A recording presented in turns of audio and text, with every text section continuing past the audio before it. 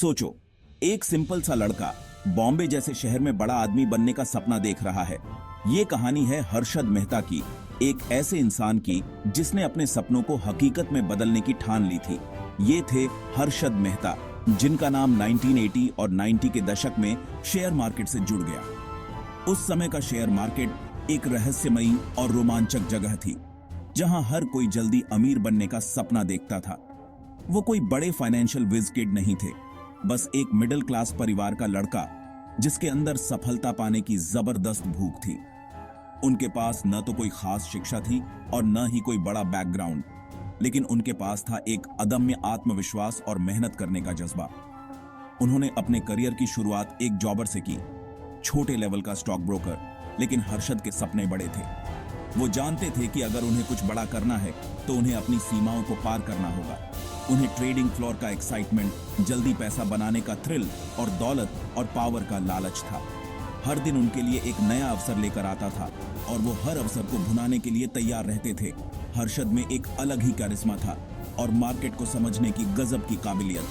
वो न सिर्फ मार्केट के ट्रेंड्स को समझते थे, बल्कि उन्हें मैनिपुलेट करने की भी कला जानते थे। वो दूर से ही अपॉर्चुनिटी भांप लेते थे और इन्वेस्टर्स को उनकी बातों में आकर अपना पैसा लगाने पर मजबूर कर देते थे।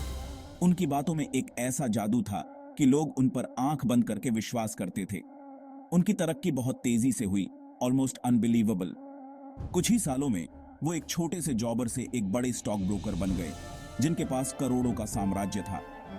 लोग उनके माइडस टच के किस्से सुनाते थे कि वो जिस भी स्टॉक को हाथ लगाते थे वो सोना बन जाता था।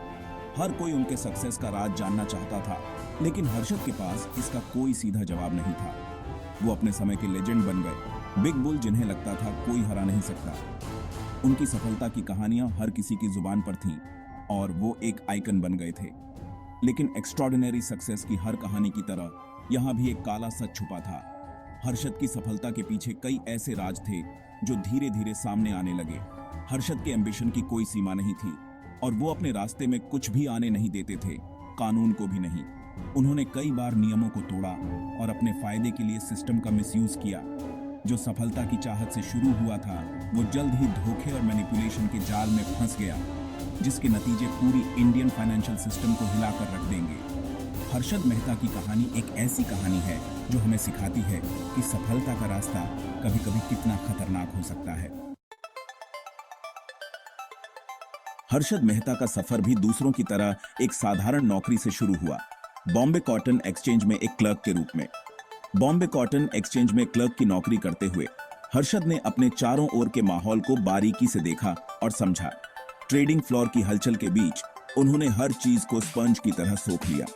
यहाँ उन्होंने सीखा कि कैसे बाजार काम करता है, कैसे लोग निवेश करते हैं और कैसे शेयरों की कीमतें बदलती हैं। उन्होंने मार्केट की भाषा, स्टॉक्स के उतार चढ़ाव और इन्वेस्टर्स के मनोविज्ञान को समझा।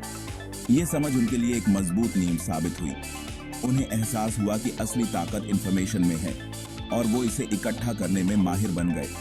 उन्होंने हर छोटी बड़ी जानकारी को ध्यान से सुना और उसका विश्लेषण किया। वो आगे बढ़कर एक जॉबर बन गए जो बड़ी फर्म्स के लिए छोटे मोटे ट्रेड्स करता था। इस भूमिका में उन्होंने और भी गहराई से बाजार को समझा और अपने कनेक्शंस को मजबूत किया। लेकिन हर्षद एक बड़े तालाब की छोटी मछली बनकर खुश नहीं थे।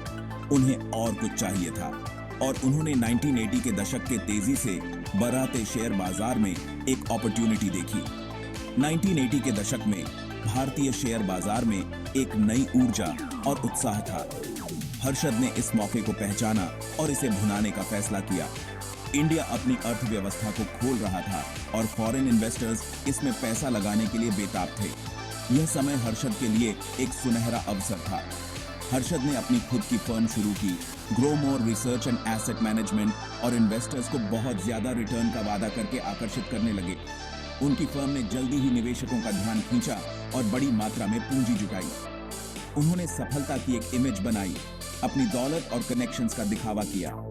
उनकी लाइफस्टाइल और उनकी फर्म की सफलता ने उन्हें एक सेलिब्रिटी बना दिया। वो सोसाइटी पेजेस में नियमित रूप से दिखाई देने लगे, लैविश पार्टीज देते थे और नेताओं और सेलिब्रिटीज के साथ घूमते थे।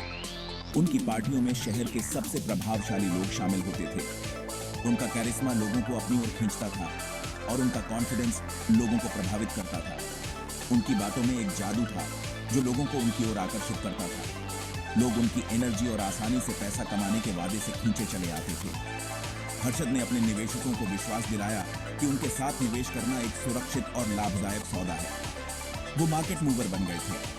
उनके बाय और सेल का हर ऑर्डर मार्केट की डायरेक्शन को प्रभावित करता था। उनकी हर चाल पर बाजार की नजर होती थी।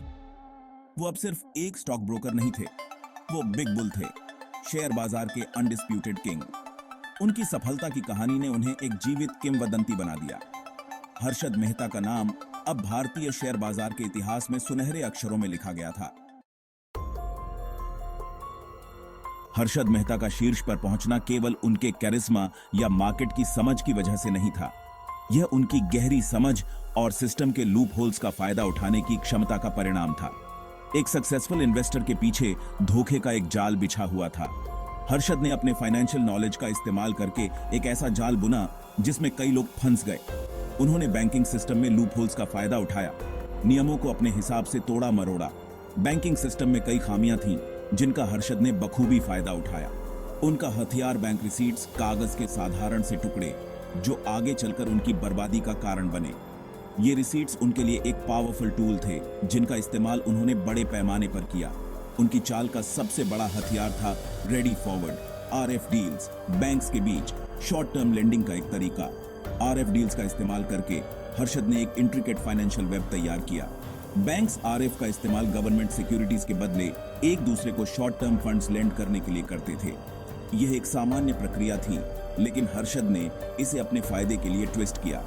हर्षद ने समझ लिया कि वो इस सिस्टम का फायदा उठा सकते हैं, लोन लेने के लिए फेक बैंक रिसीट्स को कोलैटरल के तौर पर इस्तेमाल करके। यह एक मास्टर स्ट्रोक था जिसने उन्हें बहुत सारा पैसा दिलाया। ये असली गवर्नमेंट सिक्योरिटीज नहीं थी, ये बस कागज के टुकड़े थे, उनके मैनिपुलेशन के बिना बेकार। हर्षद ने इन डॉक्यूमेंट्स को इतनी सफाई से मैनिपुलेट किया कि कोई भी उन पर शक नहीं कर सका। उन्होंने बैंक अधिकारियों से सांठगांठ की, उनके लालच और लापरवाही का फायदा उठाया। बैंक अधिकारियों को अपने पक्ष में करने के लिए हर्षद ने उन्हें बड़े कमीशंस का लालच दिया। ये अधिकारी जल्दी कमीशन के लालच में अंधे हो गए थे और उनके संदिग्ध डीलिंग्स पर ध्यान नहीं देते थे। हर्षद ने उनकी इस कमजोरी का पूरा फायदा उठाया। हर्षद ने उधार लिए गए पैसों का इस्तेमाल शेयर बाजार को बढ़ावा देने के लिए किया। आर्टिफिशियली तरीके से प्राइसेस बढ़ाकर एक ऐसा बुल रन बनाया जो अजय लग रहा था। इस बुल रन ने कई इन्वेस्टर्स को आकर्षित किया। उन्होंने कुछ खास स्टॉक्स को टारगेट किया, अक्सर ऐसी कंपनीज के स्टॉक्स जिनका फाउंडेशन कमजोर था, और आर्टिफिशियल डिमांड क्रिएट की जिससे उनकी प्राइसेस बाएज गई। यह एक कैलकुलेटेड मूव था जिसने उन्हें बहुत फायदा पहुंचाया। इन्वेस्टर्स इस उन्माद में फंसकर इन स्टॉक्स को खरीदने के लिए टूट पड़े, जिससे बुल रन को और हवा मिली। हर्षद ने इस फ्रेंजी का पूरा फायदा उठाया और अपने प्रॉफिट्स को मैक्सिमाइज किया। इस बीच हर्षद ने बढ़ी हुई कीमतों पर अपने स्टॉक्स बेच दिए और बहुत बड़ा मुनाफा कमाया। यह मुनाफा उनके फाइनेंशियल एम्पायर को और मजबूत बनाने में काम आया। हर्षद की इस सफलता ने उन्हें एक लग्जूरियस लाइफस्टाइल जीने का मौका दिया। उनके पास महंगी गाड़ियां, बड़े बड़े बंगले और एक लैविश लाइफस्टाइल था जो उनकी सफलता की कहानी बयां करता था। लेकिन हर बुल रन का एक अंत होता है। जब हर्षद की चालें उजागर हुई तो स्टॉक मार्केट क्रैश हो गया और कई इन्वेस्टर्स को भारी नुकसान उठाना पड़ा। अंततः हर्षद की धोखाधड़ी का पर्दाफाश हुआ और उन्हें गिरफ्तार कर लिया गया। उनकी कहानी एक चेतावनी बन गई कि कैसे लालच और धोखाधड़ी का अंत हमेशा बुरा होता है। हर्षद मेहता के इस इलैबोरेट स्कीम को चलाने के लिए लगातार पैसों की जरूरत थी और उन्हें इसका जरिया मिला state bank of India (SBI), देश के सबसे बड़े लेंडर में। उन्होंने इंटरबैंक लेंडिंग सिस्टम में एक लूपहोल का फायदा उठाया। SBI से पैसे निकालने के लिए फेक बैंक रिसीट्स का इस्तेमाल किया। उन्होंने ब्रोकर्स और बैंक ऑफिशियल्स का एक नेटवर्क बनाया जो उनके इस खेल में शामिल थे। पैसा चोरी छिपे हाथ बदलता रहा, यह सुनिश्चित करते हुए कि इसमें शामिल हर कोई चुप रहे और उनकी इलीगल एक्टिविटीज का फायदा उठाता रहे। उन्होंने SBI से मिले पैसों का इस्तेमाल अपने मार्केट मैनिपुलेशंस को और बढ़ावा देने के लिए किया। बोरोइंग और लेंडिंग का एक ऐसा विशेष साइकिल बनाया जिसने स्टॉक मार्केट बबल को बहुत बड़ा कर दिया। हर्षद का SBI के साथ रिश्ता दोनों के लिए फायदेमंद था, कम से कम थोड़े समय के लिए तो। SBI को इन लोन्स पर लगने वाले हाई इंटरेस्ट रेट से फायदा हुआ, जबकि हर्षद को अपने मार्केट मैनिपुलेशन को बढ़ावा देने के लिए पैसों का एक बड़ा पूल मिल गया। हालांकि ये अनसस्टेनेबल सिस्टम कब तक टिकता, और जब ये टूटा तो इसने पूरी फाइनेंशियल सिस्टम को हिलाकर रख दिया।